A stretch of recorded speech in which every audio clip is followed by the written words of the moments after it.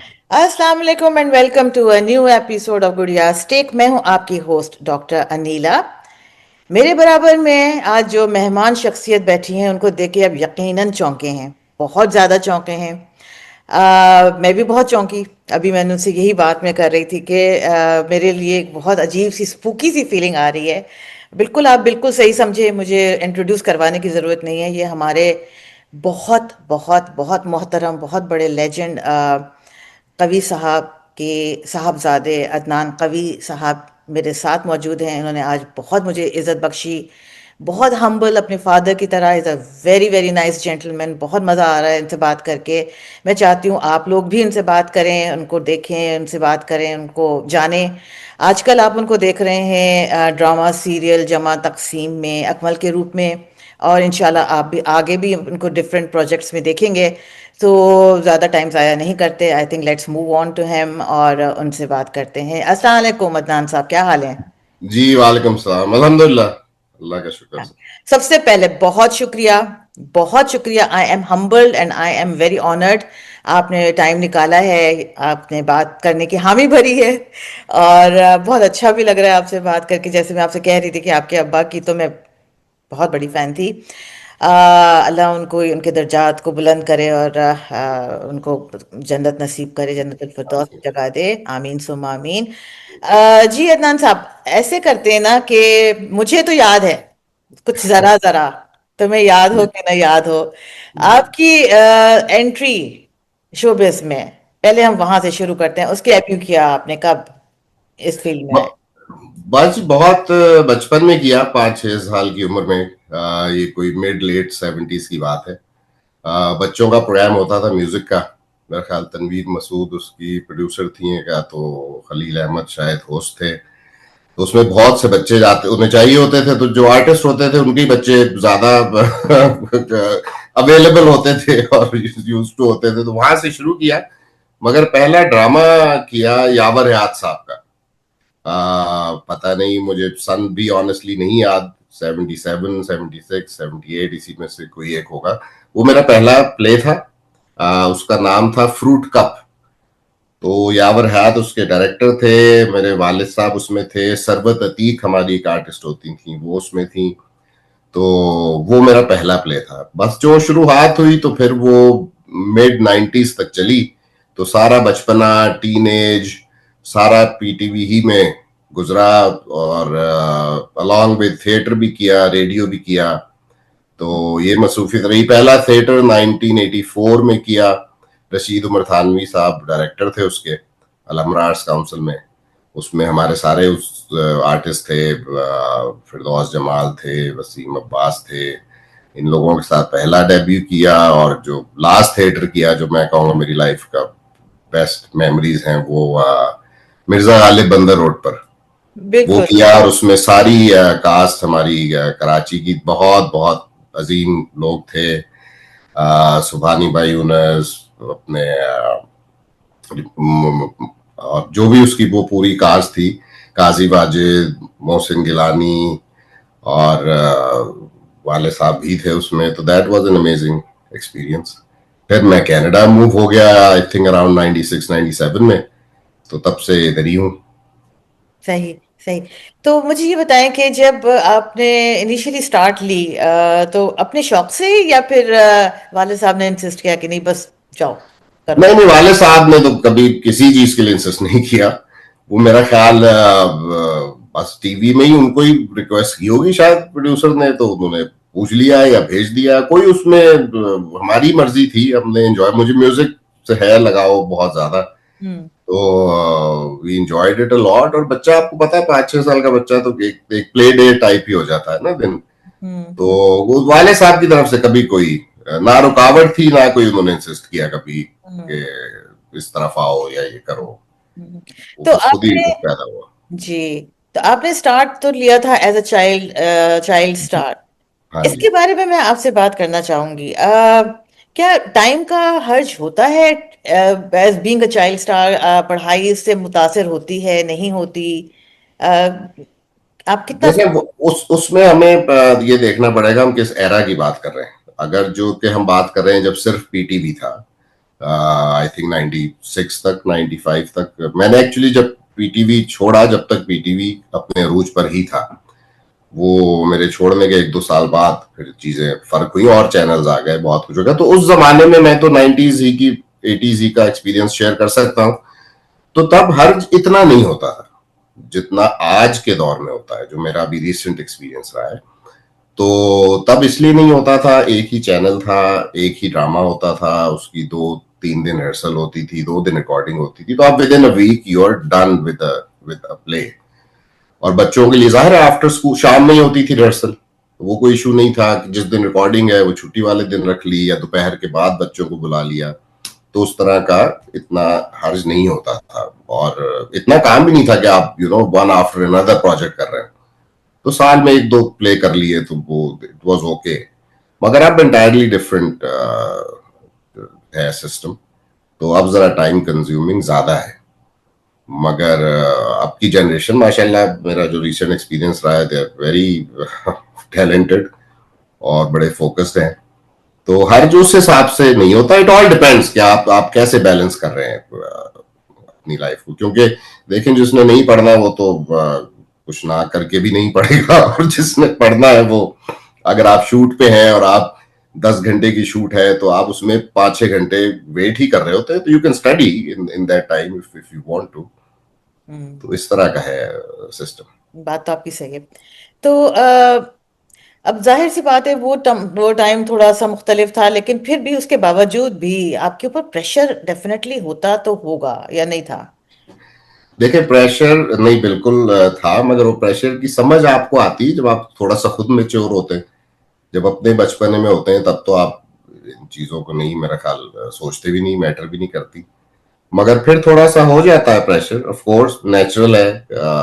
आपको कंपेयर किया जाता है, और मेरा ख्याल सारे बच्चे जो सेम फील्ड में हो, चाहे वो कोई भी फील्ड हो, उन पे ये प्रेशर तो होता है, क्योंकि you are always being compared. तो मगर मैंने नहीं लिया कभी ये प्रेशर। उसकी वजह ये है कि आप यही सीखा, यही समझा कि आप बस यू डू योर बेस्ट, आप ऑनेस्टली अपना काम करें, और बाकी इज्जत जिल्लत तो अल्लाह के हाथ में। और जितने आपको चाहने वाले मिलते हैं, उस तरह क्रिटिसाइज करने वाले भी मिलते हैं। सबको अपना हक है राय देने का। मगर अगर एवरेज निकाली जाए तो आपको सराहने वाले ज्यादा ही हैं लोग। तो कभी आपने ऐसे सोचा कि क्योंकि वालिद साहब इस फील्ड में थे, आप खुद भी अब इस फील्ड के अंदर दोबारा आपने एंट्री दी है, तो अब अपने बच्चों को भी आप इसी फील्ड में प्रेफर करेंगे कि वो भी इधर आए? एक क्योंकि फैमिली ट्री एक होता है ना, जैसे हमारे यहाँ इंडिया में ये रिवाज है कि जी हम्म। दादा भी हैं तो फिर बाप भी है तो फिर बच्चे भी आ रहे हैं। तो आपका अपना दिल क्या कहता है? ये तो जाहिर है आजकल मुझे भी पता है, यहाँ आप you can not ask your children what to do and what not to do. They will do whatever they have to do. लेकिन आपकी अपनी क्या हसरत है? आप क्या चाहते हैं कि इस लेगेसी को कंटिन्यू किया जाए? देखिए, कंटिन्यू जाहिर है, मेरे वालिद का बहुत बड़ा कंट्रीब्यूशन है।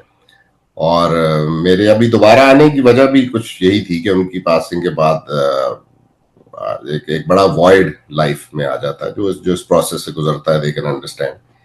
तो for me going back and doing all this was more of a closure for myself, और getting in touch again with what's going on. और वो बड़ा अच्छा एक्सपीरियंस रहा, उस पर हम बात करेंगे आगे। जहां तक बच्चों की बात है, तो बच्चे अब उस लाइफ की स्टेज पे हैं when they are choosing their universities और करियर्स और ऑल दैट। तो उन्हें पता है कि मेरी तरफ से कोई पाबंदी नहीं है। मगर जैसे हमें कहा गया था कि भाई जो काम करो सिंसियरिटी से करो, और अपनी पढ़ाई मुकम्मल करके करो, तो वो सफर ना हो। तो उसमें अभी चंद साल मेरा ख्याल है बाकी। When they are through all this, फिर वो डिसाइड करेंगी। 2 बेटियां हैं मेरी। माशाल्लाह। तो देखें, उन्हें पता है कि मैं कोई इतना वो नहीं, but they are very talented though, again कैमरे के पीछे भी और आगे भी। तो देखें क्या what they would decide. Adnan साहब, ये कहते हैं ना कि एक्टर होता नहीं है, मतलब एक्टर एक्टिंग सीखते नहीं है, एक्टर होता है। एक्टर एक्टिंग आपके अंदर होती है, कुदरती तौर पे एक इनहेरिट चीज एक आपकी होती है, विच यू कैन डू। मैं चाहूँ तो शायद मैं एक्टिंग नहीं कर सकती। तो उस तरह से कितनी हेल्प होती है, like having a parent who is himself a legend. तो आपको भी लगता है कि वो आपने इनहेरिट किया है, you are a born actor, वो चीज आपके अंदर है ऑलरेडी? हाँ, एक्चुअली मैं फादर से ये सीखा कि उन्होंने नहीं कभी अपने आप को, अगर आप उनके इंटरव्यूज पुराने देखें निकाल के, तो मैंने कभी उन्हें कहते हुए नहीं सुना काम के बारे में कि मुझे कोई 40 स्क्रिप्ट ऑफर हुए और मैंने 10 साल सोचा और फिर कुछ पसंद किया, और फिर ये वो उस दौर के लोग नहीं थे। उनका ब्रेड एंड बटर था ये। उस जमाने में इतना काम भी नहीं था। जो किया बस रिलीजियसली अपनी पूरी ईमानदारी से किया, बिल्कुल। और कभी उसमें प्राउडनेस वाला जो एलिमेंट है वो नहीं शो किया। तो जाहिर है, कमिंग बैक टू वही लेगेसी वाली बात और प्रेशर वाली बात, तो I do take that pressure. मैं अक्सर कहता हूँ लोगों को, मुझे कहते हैं लोग आपकी आवाज मिलती है, शक्ल मिलती है, तो मैंने कहा जी बस यही दो चीजें मिलती हैं, बाकी मैं इतना अच्छा नहीं हूं जितने मेरे वाले साहब थे। तो मगर जहां तक बॉन्ड, देखें अल्लाह ताला ने क्रिएट किया इंसान को, तो अब आपके अंदर क्या क्या छुपे हुए खजाने हैं वो तो वक्त और माहौल और उससे ही पता चलता है। ठीक है, सिंगर हुआ, हर एक की आवाज गाने वाली नहीं होती, मगर एक्टिंग एक्टिंग जहां तक, we do act all day. कभी हम पेरेंट होते हैं, कभी ब्रदर होते हैं, कभी क्या बात चाइल्ड होते हैं, कभी है! स्टूडेंट हो जाते हैं, वाह! कभी बीवी के पास आके कुछ और एक्ट करते हैं, कभी खाने पे जाना हो तो और सीन चल रहा होता है। तो अगर आप इसको इस तरह देखें तो I think everyone has it in them, मगर ये फिर डायरेक्टर का काम है कि उसको निकालना कैसे, उसे पॉलिश कैसे करना है। आपकी अपनी फिर मेहनत है, उसमें सिंसियरिटी है। तो वो बात ठीक है कि either you can do it और यू कैन नॉट, मगर ये उस तरह की मेरा ख्याल फील नहीं है कि वो होता है ना, आप रेस में भागते हैं तो कोई नंबर 1 आ जाता है, कोई नंबर 2, कोई नंबर 3। ये तो हर एक का अपना ऑरा है, अपना स्टाइल है, कुछ इनबिल्ट है, कुछ मेहनत का नतीजा है। तो if you are a good, वो कहते हैं you can train a monkey to act, ये डायरेक्टर्स नोट है। तो it all depends how lucky you are, आपको टीम कैसी मिली, कैसा हो। तो आप, मैं बाज वक्त आप, मैं एज एन एक्टर अमेज हो जाता हूँ। अगर कोई काम करवा ले अच्छा, तो आप सोचते हैं यार क्या, आई डिडंट इवन नो कि आई कुड डू दिस। तो ये भी है फैक्टर, ये सारी चीजें हैं। It's a team work, combination है। तो बाज औकात बड़े बड़े अच्छे एक्टर नहीं पोर्ट्रे हो पाते क्योंकि उनको करने वाला नहीं होता उस लेवल का। बाज औकात बड़ा मीडियम नॉर्मल सपोर्टिंग एक्टर ऐसा सीन कर जाता है कि आप हैरान रह जाते हैं। उसमें उसकी मेहनत और डायरेक्टर्स विजन शामिल होता है, इनपुट शामिल होती है। अच्छा, Yes, इतना जो लंबा आपका गैप आ गया, उसमें how much in touch you were showbiz से? आपका कितना ताल्लुक रहा? शोबिज से मेरा बिल्कुल ताल्लुक नहीं रहा। जब हम 97 में मैं यहाँ सेटल हो गया, तो 2001 में हमने एक प्ले किया था, मताए गरूर नाम था उसका, अशफाक अहमद साहब का लिखा हुआ था। वो मेरे वाले साहब ने किया और हमने यहाँ टोरंटो में शूट किया था। अच्छा। तो मैंने वो असिस्ट किया, थोड़ा सा एक्ट भी किया उसमें। मेरे भाई का जरा मेजर सपोर्टिंग रोल था, मेरे फादर थे उसमें। वो इंटरनेट पे है कहीं पड़ा हुआ। Very nice play. लास्ट बस वो किया था उस, मताए मताए गरूर, बता रहे हो? ओके, मताए गरूर। मैं लिख लेती तो हूँ। वो बस किया, उसके बाद मैं नहीं रहा बिल्कुल इन टच। जो पुराने फील्ड के मेरे जमाने के आर्टिस्ट थे, मेरे को एक्टर्स, मेरे समझे दौर के, मेरे आसपास के, जी। उनसे व्हाट्सएप पे ये वो कभी कभार हेलो हाय ये वो रही। मगर मैं कोई एज सच जिन आर्टिस्टों से इन टच ऑल अलोंग रहा, they are more like a family, although they are from showbiz. तो मगर उसके अलावा नहीं, मैं एज सच नहीं रहा। आता जाता रहा पाकिस्तान, मगर कभी काम नहीं किया, ना ही कभी ख्वाहिश जाहिर की। मिस भी नहीं किया कभी आपको ऐसे? कभी नहीं। अब वो ही एक्चुअली हुआ। आप हैरान होंगी कि माय फादर वाज माशाल्लाह 80 years old when he passed away and he worked till his last breath. I know. उनका आखिरी प्रोजेक्ट मेरी शहजादी चल रहा था, जो हाफ वे उन्हें छोड़ के आना पड़ा। तो जब तक वो स्क्रीन में, मैंने एक्चुअली, हम 4 बहन भाई हैं, उसमें मैं बड़ा हूं सबसे, तो I am very close to my dad. तो मेरा उनका बॉन्ड जरा बड़ा abnormally in a good way रहा कि मैंने कभी वो एक होता ना दुई का फैक्टर नहीं कभी महसूस किया। लाइक मैं दान कभी तो कभी था ही नहीं, मैं कवि खान ही था सिर्फ। तो वो जब तक थे, वो जब तक ऑन एयर थे, तो मुझे अपना ना मिस हुआ, मुझे वो दिखाई देता था हर एज में, हर उसमें। तो I never missed anything at all. तो after him 2003 and 4 was the only year when he was not on air। आप ये सोचे ना कि एक शख्स जो 1964 में पहली दफा ऑन एयर हुआ, पीटीवी का डेब्यू जब हुआ, he was the first face, first hero. देखो और 1964 से 2022 तक काम he कर, was on air। It's a very long time। It's a legend. तो वो हमने तो वही देखा, जाहिर है आंख खुलते ही सब वो। तो वो जो 2 साल का गैप आया, और वो जो स्क्रीन पे नाम चलते हुए कवि खान नहीं लिखा हुआ आया, या उनका चेहरा मुझे नहीं नजर आया, तो वो मेरे लिए जरा सा डिस्टर्बिंग था ऑन अ इमोशनल लेवल। तो फिर देन आई डिसाइडेड कि I have to go and try out, चाहे वंस। क्योंकि आप अब इस अब देखे ना, 30 साल पहले मेरा कोई काम सर्च करेगा, वो है यूट्यूब पे, मगर वो जाहिर है आई वाज 30 years यंगर। और तो अब लेटेस्ट कोई चीज आ जाएगी तो अनदर 5-10 years रेलिवेंट रहेगी। तो ये सोच के मैं गया, और मैंने लकीली काम मिल गया और किया। तो ये सारा था, वरना मैंने इन 30 सालों में बिल्कुल मिस नहीं किया कुछ भी, ना I wanted to do it और ना मुझे वो था। मैं मगर अब आई फेल्ट, तो आई डिड इट। तो आपका आपको बचपन की क्या आपकी मेमोरीज हैं? कैसा माहौल क्या था घर का? लाइक सारा हम तो यही समझ रहे होते ना हर वक्त बस एक्टरों की एक जनाब वो लगी हुई होती होगी, इधर से जनाब वो फिरदौस जमाल निकल रहे हैं तो इधर से जनाब वो। जी जी जी जी, नहीं, एक्चुअली वो फादर मेरे through out his life luckily busy इतने रहे हम्म, कि घर के हवाले से वो ज्यादा मोस्ट लाइक एब्सेंटी ही मैं कहूंगा फादर रहे। उनके नेचर ऑफ वर्क ऐसा था, क्योंकि रेडियो, टेलीविजन, फिल्म और स्टेज, चारों मीडियम्स को लेके चलना, और सिंगल हैंडेडली वो इतना आसान नहीं था। वालदा मेरी की जाहिर है बहुत एफर्ट है इसमें। तो मगर ये शोबिस के हवाले से ऐसा एक्टर्स का आना जाना घर, ये वो बिल्कुल ऐसा बचपन या जवानी नहीं गुजरी। चंद लोग उनके बड़े करीबी रहे, वो घर भी उनका आना जाना था, हमारे घर रहते भी थे, जो आउट स्टेशन के थे, उनके साथ बड़ी अच्छी मेमोरीज हैं।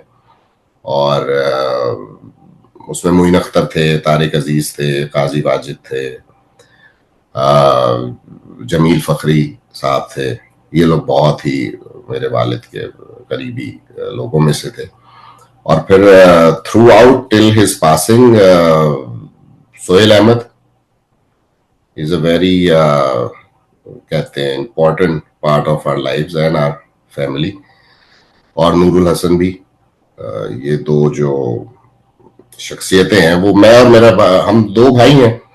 तो मैं हमेशा ये अल्लाह का शुक्रिया अदा करता हूँ कि अगर हम दोनों उनके पास नहीं रहे 30 साल, तो ये दोनों अल्लाह ने उन्हें दे दिए, अच्छा। ऑल्टरनेट दे दिया, जो जो ज्यादा फर्माबरदार और ज्यादा बेहतर मैं तो कहूंगा साबित हुआ होगा। तो वो आखिरी वक्त तक मैं उनका बड़ा मशहूर हूँ। वो बहुत कम लोग हैं ऐसे लाइफ में, तो वो उनके वाकई दोस्त भी थे, कुलीग भी थे, बच्चे भी थे, सब कुछ थे। तो ये ही वाज लकी। बहुत प्यार के मामले में बहुत लकी आदमी था। इंशाल्लाह बहुत बहुत क्या कहूँ मैं, बस मतलब जब जहां पे कवि साहब का नाम आता है ना वहां मेरे अल्फाज साथ छोड़ जाते हैं समहाउ। आई फेल्ट जी सो जी। क्लोज टू हिम बिकॉज मुझे याद है क्योंकि मेरे फादर की एज और उनकी एज एक ही है। अ, अच्छा। तो वो बिल्कुल तकरीबन एक ही एज के हैं। तो और जाहिर सी बात है मैं यहाँ रहती हूँ, वो पाकिस्तान में रहते हैं। और जब ये इश्क जलेबी ड्रामा चल रहा था ना, वो it was a very sensitive topic for me as well and हाँ फॉर जी। Him as well.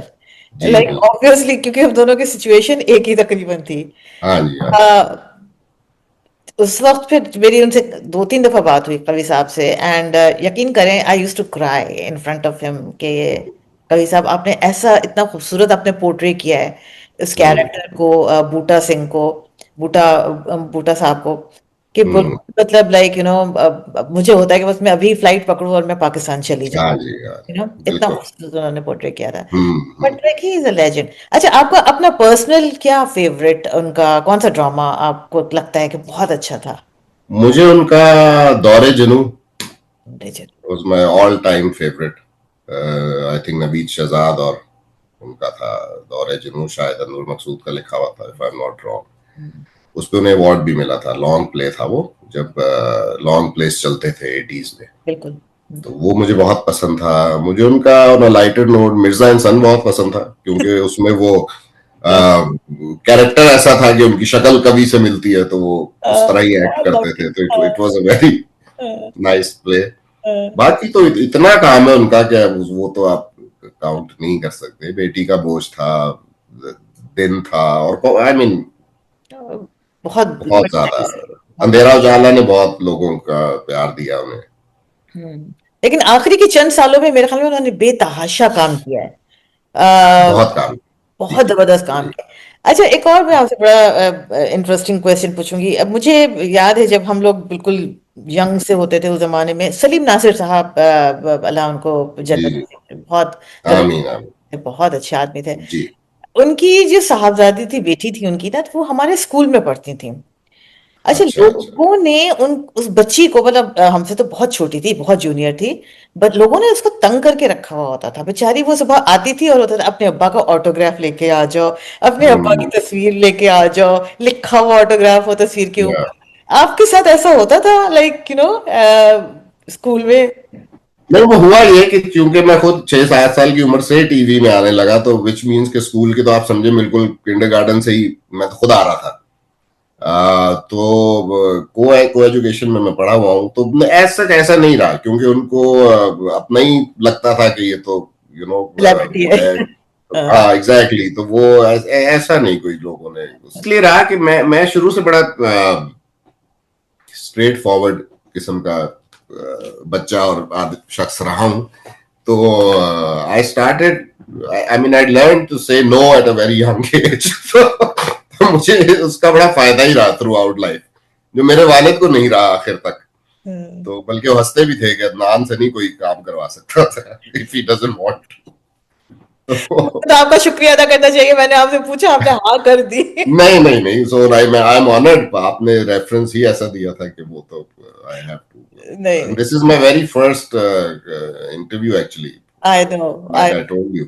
I know. तो वही नहीं सो तो। Kind of you, so kind of you. अच्छा, चले अब चलते हैं जनाब आपके, अब नॉट एग्जैक्टली अ डेब्यू, लेकिन जमा तकसीम की तरफ कैसे, how did it all happen, कैसे आप आए? So what happened was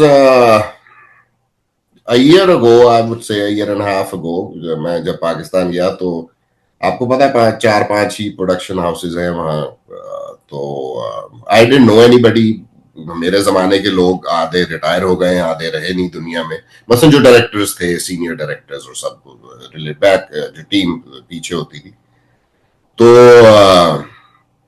Nurul Hasan को मैं क्रेडिट दूंगा इस बात का, क्योंकि ही इनकरेज मी अलॉट कि यू शुड कम, और लोग मिस करते हैं आपके डैड को, और आपको एक दफा तो आना चाहिए, और ये वो जरा इनकरेजमेंट मिली। फिर आई मेट फ्यू पीपल, अपना इंट्रो करा के, या I talk to most of them, और सो नाइस ऑफ देम। वो जाहिर है इतनी तो रिस्पेक्ट फादर की करते ही हैं सबके, दे वर वेरी काइंड। तो एक तरह से आप समझे, मैंने अपनी इंटेंशन बता दी कि if there is a project, there is an opportunity, तो आई एम इंटरेस्टेड। तो मूविंग फॉरवर्ड 1-1.5 साल बाद मुझे साफ बता दिया गया कि नाउ थिंग्स हैव चेंज्ड। अब टाइम बहुत ज्यादा लगता है, आप टोरंटो में हैं, काम कराची में है, तो how will you manage it? वो आपको हो सकता है सूट ना करे। एक तो बड़ी लंबी कमिटमेंट है, फिर फाइनेंशियली भी इट्स आना जाना, ये वो इट्स नॉट उनका आपके लिए वर्थ नहीं होगा। तो मैंने कहा नहीं, मेरा रीजन और है काम करने का। I am not in it for money और फेम। मैं उस एज से और उस दौर से अपनी लाइफ के गुजर गया हूँ। तो मेरे तो कुछ और रीजन है काम करने के। तो फिर मुझे एमडी वालों से ने राब्ता किया, एमडी प्रोडक्शन जो हम टीवी वाले, तो के प्रोजेक्ट है, इट्स अ सोप सीरियल, वो आप कर लीजिए, तो ये कैरेक्टर है ये वो, और सो नाइस ऑफ देम, दे वो आजकल बहुत से लोगों को, एक्टर्स को गिला है कि स्क्रिप्ट नहीं मिलता, पता नहीं होता ये वो, तो आप they gave me entire script like 64 episodes, वो मैं पूरा, मुझे तो उन्होंने भेज दिया, मैंने देखा, तो मैं असल में वो करने गया था। तो Jama Taqseem was also in a process of planning and making, अभी प्री उसमें था वो प्रोडक्शन में, तो फिर वो उसकी अपॉर्चुनिटी आई, आई वाज देयर, और फिर वो मैंने किया, और लकीली वो ऑन एयर पहले हो गया, तो my soap will on air probably next year now, जनवरी फरवरी आई एम अज्यूमिंग, क्योंकि उसका काम रहता है थोड़ा भी, I have to go back. तो मगर जमा तकसीम वाज अ डिलाइट, मैं तो यही कहूंगा, good team, Ali Hasan is a good director, और बाकी का आसपास भी उसकी अच्छी है, और टॉपिक बड़ा इंटरेस्टिंग था, जॉइंट फैमिली पे है, character was, although my character is not in content wise, it's not a lot, मगर इट्स वेरी इंटरेस्टिंग, वो जिसको कहते हैं ना, अली हसन के एक्चुअली मुझे अल्फाज याद हैं, he said less is more, तो वो वाली बात है, एंड ही वाज राइट। उनमें एक अच्छी बात है कि he has the I of you know when casting और कैरेक्टराइजिंग, कि कौन किधर कैसा अच्छा लगेगा, तो वही वाली बात, क्या आप में क्या है आपको तो खुद नहीं पता, तो आई don't know what he saw, और उसने मुझे कहा, तो आई डिड इट, और वो मजा आया, बहुत अच्छा एक्सपीरियंस रहा है, from I think 11th episode and onward I will come more in it, but overall it was a wonderful experience. तो आपको लाइक वो रिस्पॉन्स मिला जो आप एक्सपेक्ट कर रहे थे कि मिलेगा? बिकॉज मैं तो एकदम से देख के साकित रह गई, मैंने कहा ओ गॉड, मैं ये क्या देख रही हूँ, ये कौन, ये क्या, ये कैसे हो गया है? तो आपको कुछ रिस्पॉन्स इस तरह का आया, like did people recognise you immediately, because it has been so long, इतना लंबा गैप आ गया है? अच्छा, वो एक इंटरेस्टिंग बात ये है कि देखिए, हमारे जमाने में एक फायदा ये होता था कि एक ही चैनल होता था, और आप ओवरनाइट आप यू बीन रिकग्नाइज एवरीवेयर। आजकल मोस्टली रील्स का दौर है, सोशल मीडिया का है, आपका स्पैन जो है 10 सेकंड से ज्यादा का है नहीं, तो देखता तो ड्रामे शामे तो वही देखते हैं जो यू नो, अगर हस्बैंड्स वो देखते हैं जो बैग में देख रही हो रात को बैठ के, बाकी या फिर सोशल मीडिया पे जो टॉप ट्रेंड 2-4 कर रहे हो वो देखे जाते हैं, हम खुद इसी तरह देखते हैं, जो सच्ची बात है।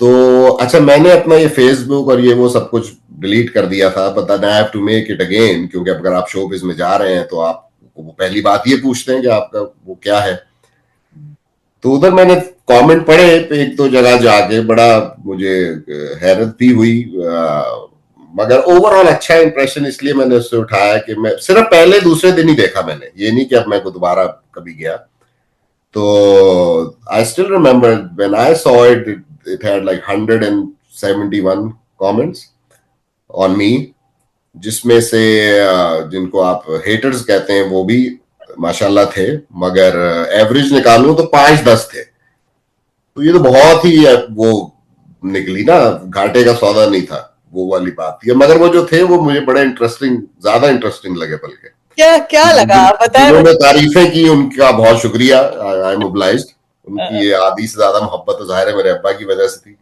कुछ वो लोग थे जो जो हमारे समझे एरा के थे, दे काइंड ऑफ रिकॉल के हाँ हाँ we remember we saw him, और ये फिर पता नहीं कहाँ चले गए और क्या हो गया, मगर जो दूसरे थे वो काफी इंटरेस्ट, और वो मेरे लिए नई भी थी बात, क्योंकि अगेन लाइक आई सेड कि 80s 90s में तो ये इंस्टा फेसबुक कुछ भी नहीं था ना, और अब तो बल्कि टेलीविजन पे एक दो प्रोग्राम होते हैं जो जो बकायदा ड्रामों के बारे में they discuss, they you know praise और क्रिटिसाइज और व्हाटएवर, वो भी एक आधी क्लिपिंग मुझे भेजी, वो खैर इनकरेजिंग थी, उसमें उन्होंने कहा कि एक कैरेक्टर है उनको, good thing was she the lady didn't know me at all, तो उन्होंने यही कहा कि पता जो भी है कि ही डिड गुड, तो ये तो ज्यादा अच्छी बात होगी, तो दैट आई रियली एंजॉयड।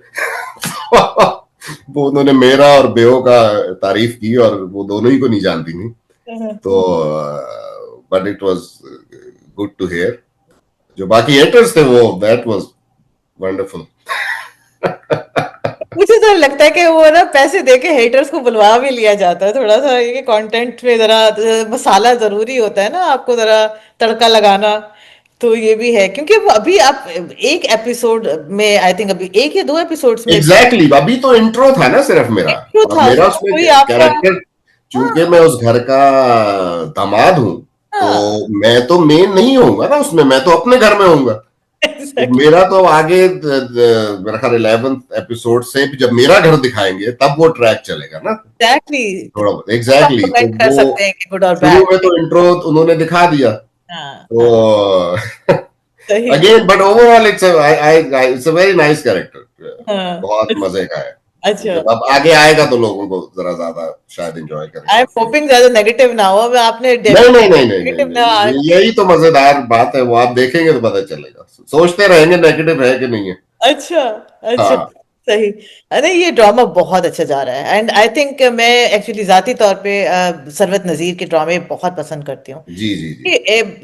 बहुत कॉम्प्लिकेटेड ड्रामे लिखना तो बड़ा थोड़ा, मतलब मुझे मुझे हाँ लगता है आसान है। जी, सीधा ड्रामा लिखना जो है ना वो बहुत मुश्किल काम है। ऐसा ही है, बिल्कुल ऐसा ही है। तो और वो सीधे ड्रामे इतनी खूबसूरती से लिखती हैं, और सिंपल डायलॉग्स होते हैं, आपको लगता है रिलेटेबल है, घर हर घर की कहानी है। और बहुत सारे लोगों के लिए एक्चुअली ट्रिगरिंग होता है, बिकॉज आपको लगता है जी कि यार ये तो सब हम गुजार के आ चुके हैं, लाइक लेकिन उस वक्त अंदाजा भी नहीं होता कि हमारे साथ हो क्या रहा है, एंड फाइनली जब आप स्क्रीन पे देख रहे होते हैं तो आपको होता है कि ओ माय गॉड, वाकई। जी, वो ओवरऑल बहुत अच्छी केमिस्ट्री सबकी बन गई। वो मेरे साथ आमना खान है उसमें, वो जो मेरी वाइफ बनी हुई है, she is a very renowned director ad media में, और उनका भी कम बैक है, she used to work also, तो शी अमेजिंग। और बच्चे जो है उस ड्रामे में, वो तो मैं हैरान हो गया, इतने टैलेंटेड, और रियल लाइफ में भी they are like A+ students, they are very focused, और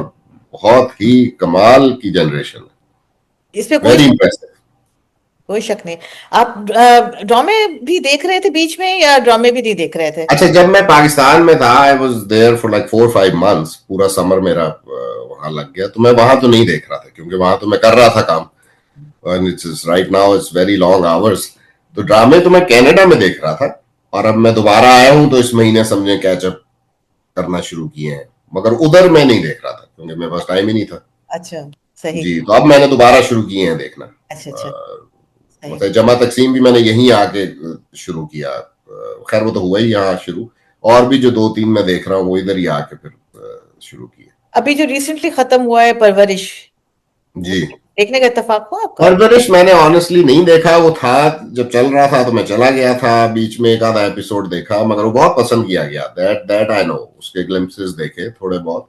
देखिएगा। हाँ, वो बहुत अच्छा गया, ये मुझे इतना पता हाँ। है, बिल्कुल। नहीं, वो जब क्योंकि न्यू जनरेशन की आप बात कर रहे हैं ना, तो अब हमें अंदाजा यही होगा कि ये जो न्यू जनरेशन है, इसे टक्कर लेना कितना मुश्किल काम है। जी जी, बिल्कुल बिल्कुल। एक्टर है एक से एक, एंड एक से एक, एंड देर वेरी बड़े तमीजदार बच्चे हैं, like they good come from, they are good families, they are educated, और बड़े पॉजिटिव एक रखते हैं वाइब मेकअप रूम में, और ग्रीन रूम में when you are waiting and all that, तो वो बड़ी हैरानी की बात है। तो आपको फर्क लगा बहुत इतने अरसों में, लाइक क्या चीजें आपको आपको एकदम से स्ट्राइक हुई कि ये चीज अब डिफरेंट हो गई है ये? जी बिल्कुल लगा, फर्क ये लगा कि सबसे पहला तो गर्मी का बहुत फर्क लगा। पीटीवी में अंदर एक स्टूडियो, आप जो ही दरवाजा खोल के, जब मुझे तो लाहौर टीवी की मेमोरीज है, मैं लाहौर से हूँ, तो आप अंदर जाते थे तो आप एक एयर कंडीशन एनवायरनमेंट में चले आते थे, और अब आप चाहे रात 12 बजे तक हो, सारा दिन गुजारे, तो आपको वेदर रिलेटेड इश्यूज नहीं होते थे। स्टूडियो भी अंदर ही था, 3-4 सेट लगे होते थे। आपकी एक नॉर्मल रूटीन ये होती थी कि एक ड्रामे में आपकी 2 दिन इंडोर रिकॉर्डिंग हुई, 3 दिन, और 1 दिन की आउटडोर हो गई, दैट्स इट, यूर डन।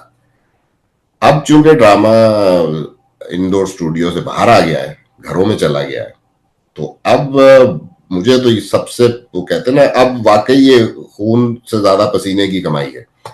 तो और कनाडा से जाके कराची का समर गुजारा है मैंने, और आपको पता है जब सीन शुरू होता है तो एसी पंखे सब कुछ बंद कर दिया जाता है ऑडियो की वजह से, और आप पे लाइट्स भी हैं और वो रिफ्लेक्टर्स भी लगे हुए हैं और सारा कुछ है, तो आप की ऐसी की तैसी हो जाती है, बहुत नहीं बहुत। बात है, आप बिल्कुल।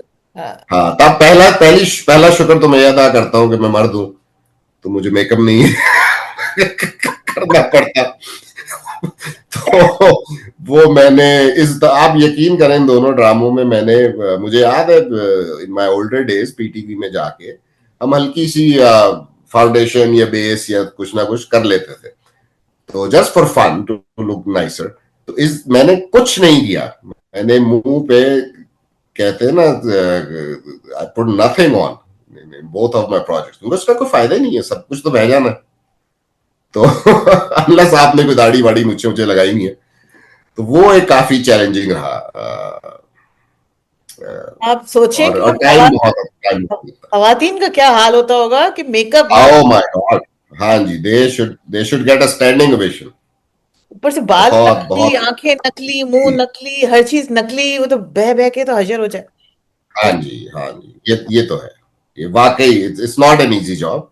It's not. और लाहौर में तो चले फिर 3-4 महीने ठंड आ जाती है, कराची में तो कभी कभार वो कोयटा की हवाएं आए तो थोड़ी ठंड हो जाती है, वरना तो it's year around tough job. तो आपकी बेस जो है वो कहाँ थी, लाहौर की या कराची की? कराची थी जी, सारा काम मेरे दोनों काम प्रोजेक्ट कराची में हुए। अच्छा। वैसे मेरी रहायश, मेरा घर वालदा लाहौर ही में है, but I stayed in Karachi क्योंकि काम उधर था। अच्छा, क्योंकि आजकल मैं देख रही हूँ कि काफी प्रोजेक्ट्स जो हैं वो लाहौर में भी हो रहे हैं। आई थिंक वो काफी रिवाइव हुआ है लाहौर की आपकी जी, इंडस्ट्री। आहिस्ता आहिस्ता कर रहे हैं, कुछ हेड ऑफिस इस्लामाबाद भी मूव हुए हैं, कुछ लाहौर भी अब वो चाह रहे हैं कि आहिस्ता आहिस्ता शुरू करें, विच इज गुड। लाहौर की एक अपनी हिस्ट्री रही है फिल्म थिएटर टीवी के हवाले से, और बड़े आर्टिस्ट बहुत से आप देखें ना, हर कोई तो अपनी सिटी नहीं भी छोड़ सकता, फैमिलीज होती हैं, बच्चे हैं, हेल्थ इश्यूज हैं, एक्सपेंस है, तो actor suffered a lot too, कि अगर आप सिर्फ एक ही जगह मूव कर देंगे सब कुछ, तो बहुत से लोग फिर नहीं भी कर पाए ना काम। तो अब अल्लाह करे, अच्छा अगर मूव हो रहा है तो सब लोग ही फिर आ जाएंगे। प्राइवेटाइजेशन के अपने फायदे भी तो है ना, देखें अगर आप प्राइवेट सेक्टर में कहीं भी दुनिया में काम कर रहे हैं, कोई भी काम कर रहे हैं, तो आप perform, you have to perform, then you will get paid, right. अगर आपको किसी भी इदारे में बता दिया जाए कि ये आपकी फिक्स इनकम है और ये पहली को आपको मिल जानी है, तो आप जाके चाहे चाय पी के आ जाएं, चाहे आप ना जाएं, चाहे कुछ ना करें, तो क्या फर्क पड़ेगा। तो वो कुछ चीजों में इंसेंटिव रखने चाहिए, कोई बैलेंस चेक होना चाहिए, और इन चीजों की वजह से सफर हुआ है। अब पीटीवी तो आई थिंक ड्रामे चला भी रहा है तो बाहर से बने हुए ले रहा है, खुद उनकी अपनी प्रोडक्शंस तो बिल्कुल ही, और बड़ा दुख होता है। आप देखें जिन लोगों ने देखा है वो दौर, जिन्होंने बनाया टीवी और जिनके उसको, तो इट्स वेरी हर्टिंग कि आप अपनी चीज, कौन चाहता है कि खराब हो या उसका वो ना रहे दौर जो था। तो मगर वही, अगर लोग वही हैं, उतने ही टैलेंटेड है, अगर चाहे जब ठान लें जिस दिन हर कोई अपनी काम को करे ईमानदारी से, तो वो कहते हैं इट्स नेवर टू लेट। ये तो शोबिस का तो कमाल ही यही है कि विद इन सेकेंड्स आप कहां से कहां पहुंच जाते हैं, और इसी तरह विद इन सेकेंड जीरो भी हो जाते हैं। शुरू भी हो जाते हैं। तो अभी आप हाँ, कराची गए तो दोबारा पीटीवी की तरफ जाने का इत्तेफाक हुआ उन्हीं गलियों? नहीं नहीं, क्योंकि मुझे लाहौर टीवी की है ना मेमोरीज, कराची टीवी तो मैं कभी गया ही नहीं, तो लाहौर में सिर्फ 1-2 दिन के लिए गया था, मदर से मिलके फिर कराची चला गया। तो मुझसे पूछा बल्कि लाहौर टीवी वालों ने, वो जो उनके अब तो मॉर्निंग शोज होते हैं, वो से वो तो एक दो दफा पूछा, but that was the time when I was coming back, तो मेरे पास बिल्कुल टाइम नहीं था, मैंने कहा नहीं अब तो मैं वापस जा रहा हूँ। हम्म। तो तो ये अब हुआ, मगर देख के खुशी होती है, मेरे साथ मेरे दौर में जो असिस्टेंट थे, असिस्टेंट डायरेक्टर्स के भी असिस्टेंट थे समझे, वो अब माशाल्लाह सीनियर डायरेक्टर्स हैं पीटीवी में, और उसमें तो बड़े अच्छे कोलीग थे, दोस्त यार थे, तो अच्छा लगता है, बट मैं जा नहीं सका, मिल नहीं सका। तो आप लोग जो सारे चाइल्ड एक्टर्स थे, तो आपके साथ और कौन कौन था? कोई कोई ऐसा नाम जो अभी तक काम कर रहे हो, याद है कुछ? आ, मेरे साथ मेरे दौर में मैं था, एक अनीक नाजी होता था, वो शायद यूके शिफ्ट हो गया है। फिर फैसल था अपना, फैसल कुरैशी, नबील था। ये लोग मेरे दौर के मैं रिलेट कर सकता हूँ थे। असद होता था एक लड़का, असद मलिक आई बिलीव, उसे अभी मैंने किसी सोप में देखा है बड़े अरसे बाद। और बाकी चाइल्ड स्टार में और आसिम बुखारी साहब के बच्चे थे, अजलाल बुखारी, और ये वो भी यूके शिफ्ट हो गए। तो यही लोग थे, और ज्यादा बाकी बहुत अब के तो बहुत सीनियर सीनियर लोग मेरे सामने ही आए हुए हैं। मगर देखिए, ये काम ऐसा है, इसमें सीनियर जूनियर की अगर हम तरफ आए, बड़े इंटरेस्टिंग एक पॉइंट मेरे जहन में आया कि आपकी सीनियरिटी है वो, आई थिंक इट्स अगर मैं ये कहूं जाके, अब जैसे अब मैं गया काम करने, और अगर आपके सुपरस्टार्स ने अपना करियर अर्ली 90s से शुरू किया है, मतलब आज के जो लेजेंड्स हैं, और अगर मैं उनको जाके कहूंगा जी मैं तो आपसे भी 20 साल सीनियर हूं, तो it's a very stupid thing to say और इवन टू कंसिडर, क्योंकि आपकी seniority is based on your body of work, how much you work. ये कोई इदारा तो नहीं है कि जहां आपने पहला नाम रजिस्टर में लिख दिया और 50 साल बाद आप आ गए तो आप कहें जी मैंने 50 साल पहले मैंने लिखा था पहले। No, absolutely not. कोई 2 साल पुराना एक्टर किसी 40 साल पुराने एक्टर से 100 साल आगे सीनियर हो सकता है, because the amount of work he did. ये मेरी सोच है, ये गलत भी हो सकती है, but that's what I think. नहीं, आप बिल्कुल 100% आई एग्री, बिल्कुल सही आप कह रहे हैं। अच्छा, व्हाट इज योर प्लान? आप कंटिन्यू रखेंगे, आप अगर अपना क्लोजर देके फिर निकल जाएंगे, या आपने कंटिन्यू रखना है अपने इस काम को? What's in the pipeline? का या अब आगे क्या होगा, honestly I also don't know. अभी जो ये जमा तकसीम है, ये माशाल्लाह अच्छा जा रहा है, अल्लाह करे और अच्छा जाए। जो मेरा सोप सीरियल आना है उसमें I mean more of a major character उस ड्रामे में है, और काफी डिफरेंट शेड्स हैं, तो उससे भी उम्मीदें तो बहुत है, मेहनत बहुत की भी है और कर भी रहे हैं। तो एक्चुअली जो इतनी लंबी एब्सेंस है ना, इट ऑल डिपेंड्स कि प्रोजेक्ट क्या है और कितना टाइम कंज्यूमिंग होगा वो, क्योंकि आपको पता है यहाँ का भी सिस्टम, आप 1 महीना गायब हो तो आप 4 महीने पीछे चले जाते हैं, तो वो इट वाज नॉट इजी। वो मेरी wife and kids went through a lot, और एक तो वो समर था, बच्चियों की छुट्टियां थी और मैं नहीं था, मैं I kind of ruined their summer. मगर वो इट ऑल डिपेंड्स। मैं अब ये तजर्बा मुझे हुआ कि I can surely continue work, but I can not be absent for 4 months और 6 months और यू नो इन अ रो। जाके आप 1-1.5 महीना तो चलो निकाल लेते हैं, काम करके आ गए फिर चले गए, इस टाइप का कुछ हो तो I can hopefully do it, मगर otherwise it can be tough. अच्छा, तो तो देखें। आप टोरंटो में you are working as in a business some of some हाँ काइंड? जी, टोरंटो में हमने अब वही बात पुरानी हो जाएगी, 97 से अगर लगा लें तो I was in IT, Rogers के लिए भी काम किया मैंने कुछ अर्सा, फिर एक फार्मास्यूटिकल कंपनी में भी किया। फिर इवेंचुअली 2009 और 10 से आई एम इन बिजनेस, उसी की केयर कर रहे हैं। हमारा अपना, my wife is a dentist, तो हमारा अपना डेंटल ऑफिस है शॉमबर्ग में, it's a small town near Nobleton. तो अब लेटेस्ट वही है, मगर लास्ट 15 इयर्स में 4-5 दफा different buy and sell office कर चुका हूँ डेंटिस्ट्री की फील्ड में। तो अब इधर ही है, अब इंशाल्लाह नहीं है इरादा कोई, क्योंकि वो अगेन बात जरा मुख्तलिफ तरफ निकल जाएगी। Until my father was here, तो I took all the risks in my life which I could or wanted to। बास वक्त कोई इतना कुछ भी नहीं होता था इस बात पे, मगर मेरा एक अपना थॉट प्रोसेस था, मुझे नहीं फिक्र होती थी, मैं कहता था आप है ना तो कोई बात नहीं। तो उसके बाद I am just kind of it's her चीज का एक वक्त होता है, तो I should now focus on what I have and don't take a lot of risks. तो ये है, अपना बस चल रहा है, अल्लाह का शुक्र है। देखिए ना, ये एक इंसान जिंदगी के कितने डिफरेंट फेजेस से गुजरता है और जाके आप कितना कुछ लर्न करते हैं।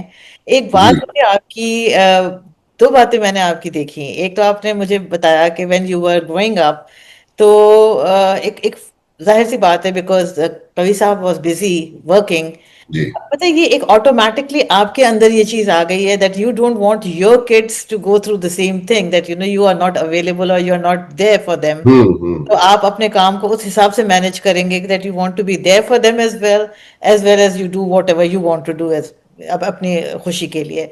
तो ये बैलेंस लाइफ में बहुत स्ट्रगल करनी पड़ती है, उसके लिए बड़ी मुश्किल होती है। बहुत सेक्रीफाइस भी करना पड़ता है। लाइक मेरी अगर एब्सेंस रही शोबिस से, तो that was a sacrifice in itself. मगर उसका फायदा ये है कि माय किड्स आर नाउ माशाल्लाह ग्रोन अप। तो वो फिर मुझे कोई रिग्रेट नहीं है कि उनकी वो जो सारा टाइम जो हम नहीं गुजार पाए अपने पेरेंट्स के साथ, वो उन्होंने गुजारा। मगर उसका थोड़ा सा नेगेटिव एलिमेंट ये है कि व्हेन आई गॉट मैरिड, तो मुझे शोबिस छोड़े हुए कुछ 6 साल हो चुके हुए थे। तो my wife is not used to it, क्योंकि उनको एक शौहर शोबिस से नहीं मिला रिलेटेड, एक नॉर्मल लाइफ वाला जॉब वाला बंदा मिला। तो ये आफ्टर 24 ईयर्स, ये जो मैंने धचका दिया उन्हें, ये काफी बड़ा था। क्योंकि आप सोचे ना, एक 24/7 बंदा अवेलेबल हो ऑल अलोंग योर लाइफ, और वो 4-5 महीने के लिए गायब हो जाए, इट वॉजंट इजी। तो मगर ठीक है, मुझे एक दफा मैं नहीं कहता कि मैं इजाजत लेके गया या उन्होंने दे दी। मैं बिल्कुल जबरदस्ती ढीठ बन के चला गया था कि I have to do what I have to do. हाँ, मूविंग फॉरवर्ड ऑफ कोर्स मैं आपसे बिल्कुल हंसी खुशी ही लेंगे डिसीजन जो भी लेंगे, मगर एक दफा तो मुझे करना है। एक और वो दफा मैंने किया, and it wasn't easy. We had our ups and downs. जाहिर है, यहाँ पूरा बिजनेस मैं संभालता हूँ, घर है, सब है। जब उसके लिए बहुत मुश्किल था ये 4-5 महीने दोनों तरफ। फिर माय लक के मैं गया, तो द मोमेंट आई लैंड, 2 दिन बाद इंडिया पाकिस्तान की जंग शुरू हो गई। फंस गए आप उधर। तो आप इमेजिन इन पे यहाँ क्या गुजरी होगी, क्योंकि ये तो मीडिया के थ्रू देख रहे थे और हम शूट कर रहे थे अपनी उन जंग के दिनों में भी। और उसके बाद मैं शुक्र है बड़ी ईद पे आ गया था 1-2 हफ्ते के लिए। Then I went back again, फिर लंबा स्ट्रेच उधर रहा। बट उस फिर गया हूं तो ईरान और उसकी वॉर शुरू हो गई, इसराइल की, अब जितनी नहीं भी देखो। जाइएगा। फिर जनाब सैलाब आ गए। तो मुझे मेरे दोस्तों ने, वहां लोगों ने कहा कि खुदा के वास्ते आप ना पाकिस्तान के लिए कोई साबित हो रहे हैं अच्छा ना कनाडा में अलग प्रॉब्लम्स है आपके घर में। I don't know what, but I do have to go back. मेरा भी ये काम रहता है 1 महीने का। सही सही। It was so much fun talking to you Adnan साहब, बहुत मजा आ रहा है। जी आपके अब्बा की याद भी बहुत आ रही है, लेकिन ये कि obviously you are an actor in your own capacity, and है कि माशाल्लाह से you are going to shine and shine like a star. चले, थैंक यू जी, सो अल्हम्दुलिल्लाह, नाइस ऑफ यू। इंशाल्लाह ऐसे ही होगा। इंशाल्लाह ऐसे ही होगा, वी विल सी। हम भी देखेंगे, आप भी देखेंगे इंशाल्लाह। जी जी जी जी। और जब आपका सोप आएगा, इस वादे के साथ कि जब सोप आएगा तो फिर दोबारा से भी हम मिलेंगे। मैंने आपसे पहले भी ये बात की थी कि इंशाल्लाह इंशाल्लाह, फिर मिलेंगे श्योर, इंशाल्लाह। चले, any time. I will let you go back to your work, और इंशाल्लाह फिर दोबारा बात करते हैं। अपना बहुत बहुत ख्याल रखिएगा, and once again very humbled, very thankful to you. और हो थैंक सकता है यू जी, मुलाकात भी हो जाए आपसे, हम तो यही इंशाल्लाह कहते इंशाल्लाह, हैं। जरूर जरूर। So nice of you ji, thank you, बहुत अल्लाह। शुक्रिया, thank you ji, Allah Hafiz.